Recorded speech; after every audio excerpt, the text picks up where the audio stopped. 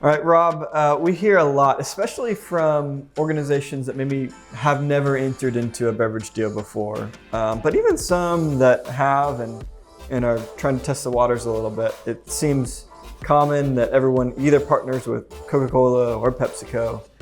But do you have to go exclusive? Can you have both, or can you have kind of a semi-exclusive deal?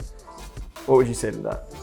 You can. In many instances, it depends upon what your goals are as a client, and what are you trying to provide either to your consumers or your employees. One of the advantages that I think gets kind of lost in this decision-making process of exclusivity or non-exclusivity is you eliminate some of the duplicity of categories, like how many colas do you need, especially in a declining market. How many lemon lime sodas do you need? When you're dealing with both companies wanting to put their flagship brands, it's going to take up space. And that's space that you wouldn't necessarily be able to dedicate to new emerging categories. Right. Like teas and juices and isotonics and sparkling waters. Right. Things that the beverage business has evolved to. You want to have space for those other categories that may not allow you to do that by trying to not be exclusive or a shared environment. So typically you will actually grow sales in an exclusive environment because you get to expand on the categories. Right. Do you really need Gold Peak tea and Pure Leaf tea? Do you really need bubbly sparkling water and AHA sparkling water and LaCroix? And you probably don't, to your point, and you free up shelf space for the kombuchas or the whatever the new product is. The coffees, the teas, all of those categories that are, quite honestly, that's where all of the growth is. Yeah.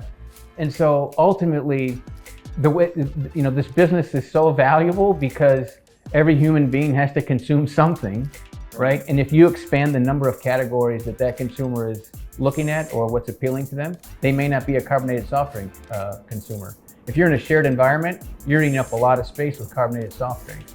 So the chances of you grabbing an incremental sale because you're in a category that you wouldn't have been, it gets helped along the way with exclusivity. Yeah, the other thing that I think about too is pretty much every category, every property, virtually every property that a consumer, your guest would walk into today, whether it's a hotel, it's a convention center, a stadium, a college, university, a restaurant, you name it, has an exclusive beverage deal. So they're not expecting to walk into your establishment and have choice. They don't hold it against you if they don't. They know which brands they like from each product.